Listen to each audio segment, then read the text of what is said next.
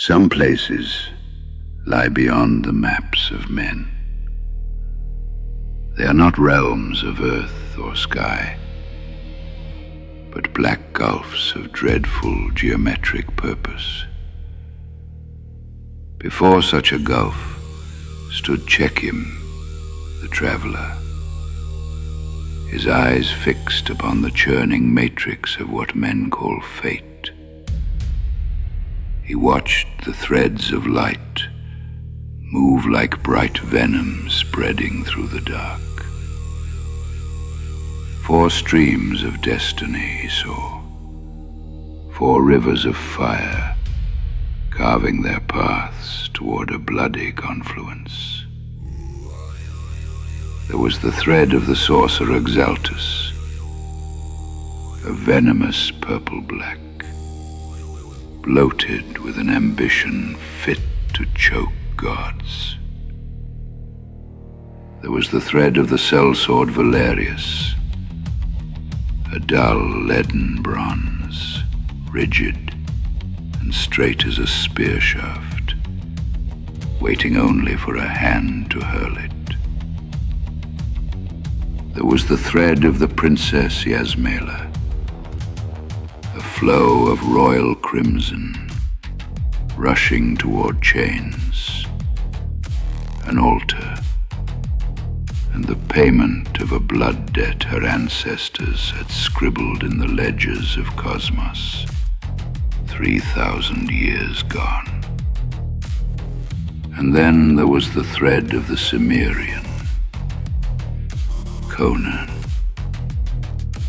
It was iron gray, shot through with the volcanic red of a barbarian's rage. It did not flow. It tore through the pattern like a broadsword through soft flesh. A path of slaughter from the unmaking of Yog-Thul to the very moment his blue eyes met others across a desert fire. Çekim's hand, lean and brown, swept through the empty air, tracing trajectories of doom and fortune that only his focused sight could perceive. They had to meet. If they met too soon, the brittle pattern of suspicion would shatter. If they met too late, Khauran would be naught but ashes and a memory. Behind him, the throne. It was not empty. It was never empty. The principle of balance spoke, not with a sound that strikes the ear, but with a cold certainty that sinks straight into the soul. To read the runes of fate requires a will of tempered steel. Çekim stood immobile as a stone idol. As you require air in your lungs. At his unspoken command, the threads of light froze, pulsing like netted beasts. The more perfect the will, the more strongly you grasp and turn the energies that surge through worlds. His jaw was a knot of muscle. He heard his grandmother's voice, a ghost from a lifelong dead. Grief is indulgence. Do the work. This is true of a blade's stroke. It is true of a word in counsel. It is true in the heartbeat's pause where a kingdom is won or lost. The throne's presence grew, not as a weight, but as the terrible focus of a burning glass. This flow of cosmic energy is what drives all things to their appointment. A beat, or their annihilation. Çekim's gaze locked upon the point of convergence. 9 days. The blasted ruins of Khauran. There, 3 threads would meet. The descent of Zephiros, the Scorcher, the City Eater, the primal horror who stole fire from the gods. Çekim's hand clenched, gripping a hilt that was not yet forged. I see it. The 4 flows pulsed, one after the other. Xaltus, Valerius, Yasmela, CONAN, all hurtling toward the moment a traveler with hair like rust would come to touch the Unmaker. 9 days. The threads resumed their weave, heedless of the eyes that watched. Destiny had laid the rails. Fate had lit the fire. "Show me the floors," Çekim commanded, his voice a rasp. And the pattern obeyed. Errors bloomed like blood flowers, fractures in time, misalignments where the threads would slide past one another, where the whole damnable structure would collapse into failure. Çekim tracked each one, his mind a cold engine. The throne spoke again. The throne of destiny weaves the long pattern. The throne of fate hurls the unexpected spear. And I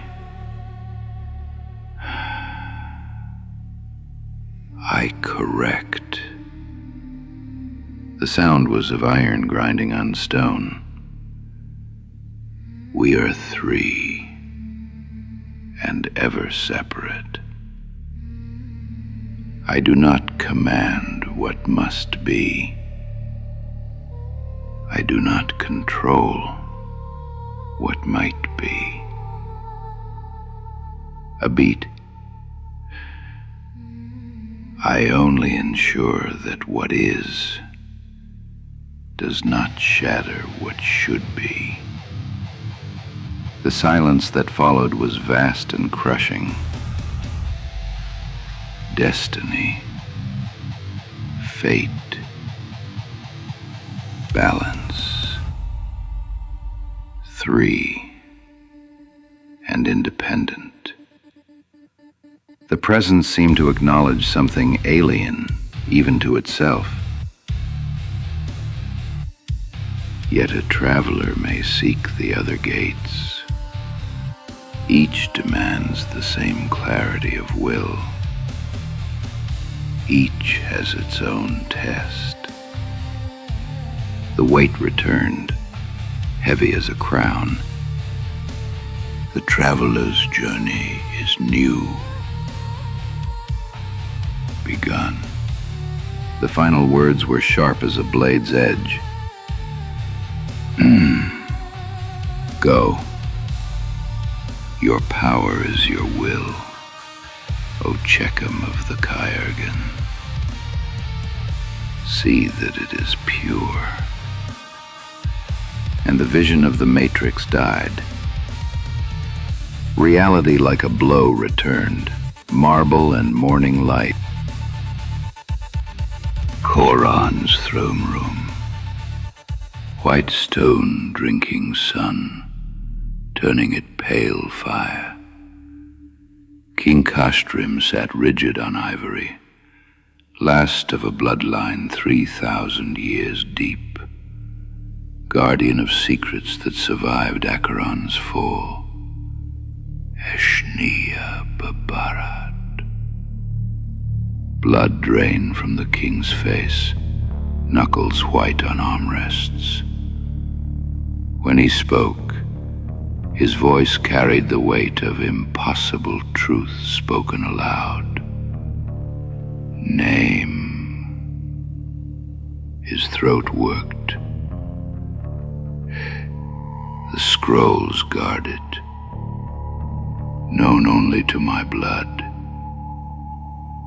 Their location. He stopped. Breath. Eyes fixed on Çekim like prophecy made flesh. No thief finds them. No sorcerer divines their place. Lean forward. Your eyes carry truth, Easterner. No deception. Tell me what must be done. How my daughter survives. How the Cimmerian burns the beast that turns my city to ash. Relinquish the scrolls. Steel wrapped in silk. The king's jaw clenched. Places across Hyboria where the veil thins. Sites where ancient seals weaken. No plea in Çekim's voice. No urgency.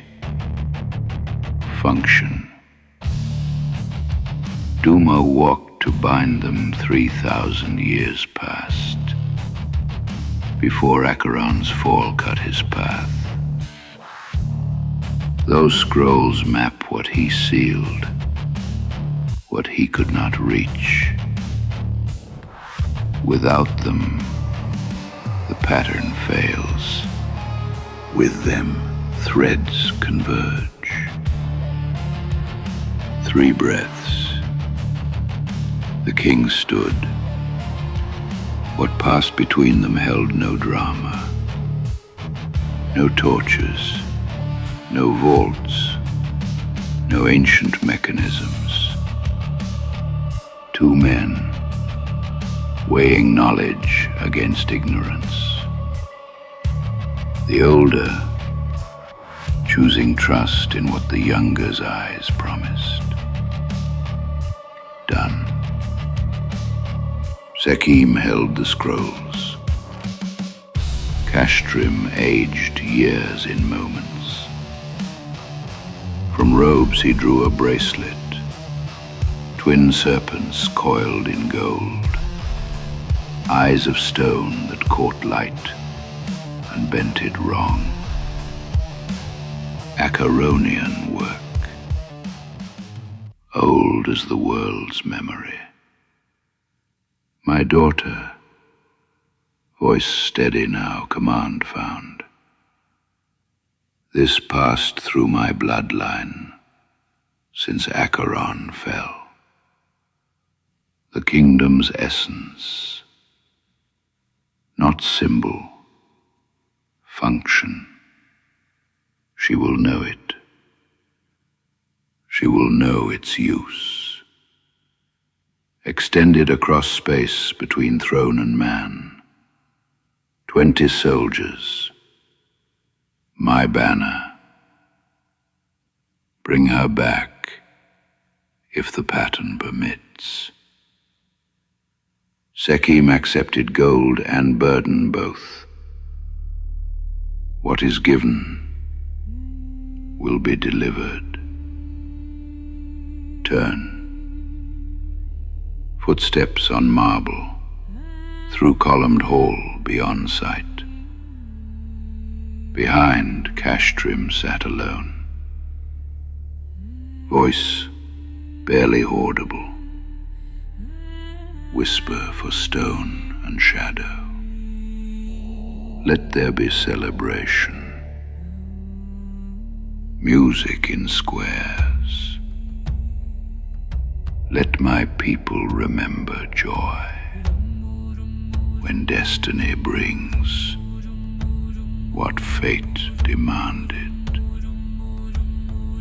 He closed his eyes. Orders went forth. Within the hour, Khauran bloomed. Festival. Musicians on corners, wine in fountains, dancers through crowds. The city sang its eulogy without knowing the words. Çekim rode east. 20 men. Scrolls mapping the world's wounds. Bracelet holding a kingdom's resurrection. 9 days until threads converged. 9 days until Khauran burned.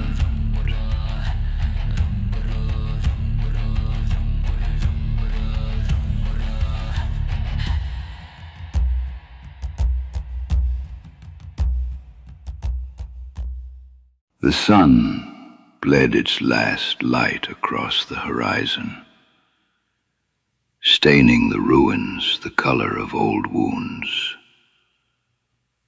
In that moment between day and night, when the world holds its breath, laughter erupted from Khauran's corpse.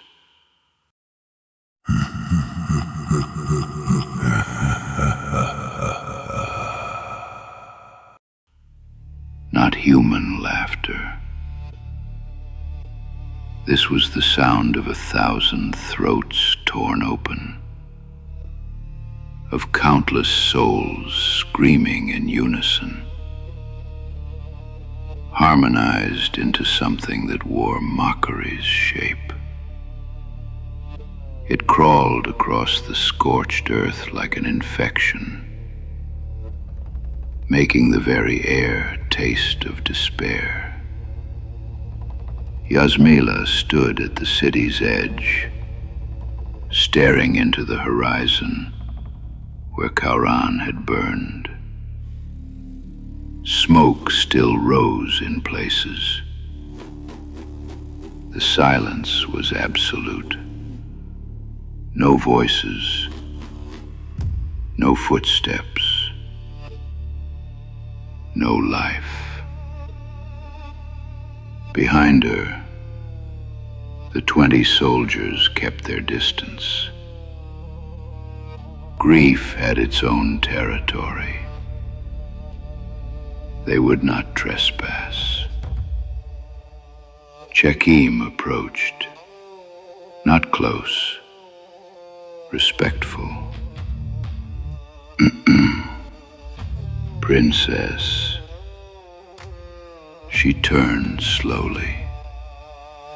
Her eyes were dry.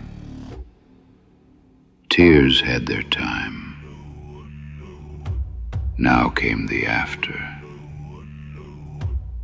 He extended his hand. Gold caught the dying light. Twin serpents coiled in his palm. Eyes of stone that seemed to watch her. Yasmela's breath caught. The twin fang. Her voice barely above whisper. Father used to speak of it, like myth, like legend. Her hand trembled as she reached for it. The power of Khauran's kings. The command when all else fails. Her fingers closed around cold metal. He said we never needed it. Her voice broke once, steadied. Our men fought under our banner, loyal, true. She looked up at Çekim, and in her eyes was something harder than grief. He said we only ever needed men who fight for something they believe in. She looked back at the ruins. And they did. They believed. They fought. And Khauran burned anyway. Çekim said nothing. What could be said? The pattern demanded this. Destinies weave. Fate's interjection. The city had to fall for the threads to converge. She slipped the bracelet onto her wrist. It fit as if made for her. And perhaps it was. 3,000 years of bloodline leading to this moment. When she turned back to him, her face held something new. Not hope, not despair. Purpose. My father gave you this, knowing what would come. He did. He chose celebration, music, joy. Her jaw set. So his people would remember happiness at the end. Yes. Yasmela looked down at the bracelet. The serpents seemed to pulse with their own light now, responding to her touch, to her blood. Then I will remember what he taught me. Her voice carried command now. The voice of queens, of bloodlines that survived when empires fell. Khauran is not walls, not stone, not even the people who lived there. She met his eyes. Then came the voice. You wear the legacy well, fetus, just as he wore the fear you tasted today. It spoke, not in words, but in feeling, each syllable a weight pressing down on the chest, suffocating hope, drowning light. When it finally shaped itself into language, the soldiers clutched their heads and wept without knowing why. Before addressing the blade, it leaned into Yasmela's spirit, stripping her courage bare with a single, intimate cruelty meant only for her. And then, as if bored with breaking mortals, the demon's focus drifted past her and settled on the true target. Its words were for the blade alone. How the mighty principle falls. The voice crashed over them like a wave of liquid grief. Yasmela fell to her knees. The Shemite veteran vomited bile. From eternal flame to mortal flesh, from Jinn Prince to meat that rots. Tell me, Eshnia Babarad, does desperation taste like ash on your edge?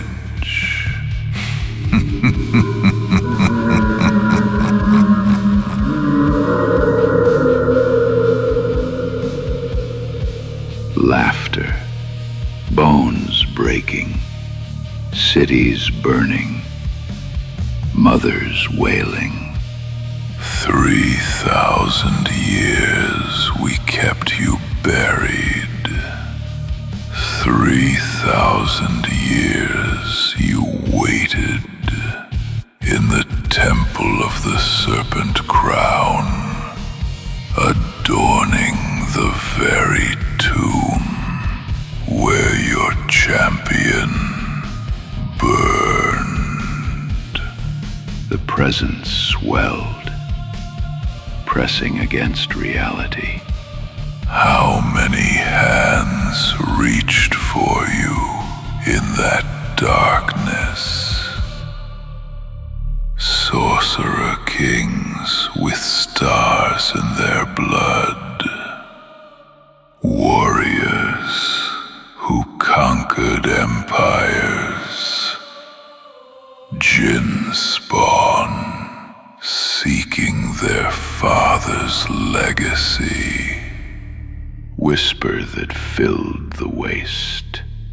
And you turned them all to nothing. Ash and ember. Rejection absolute. Silence. Pregnant. Mocking. Yet here you rest against the back of an insect. A thing of days. A creature who will be dust before the moon completes its cycle 100 times. The demon's presence coiled like smoke made of razors. You, who unmade the perfect wielder for one heartbeat of corruption, now bind yourself to this worm who bleeds guilt like an opened vein.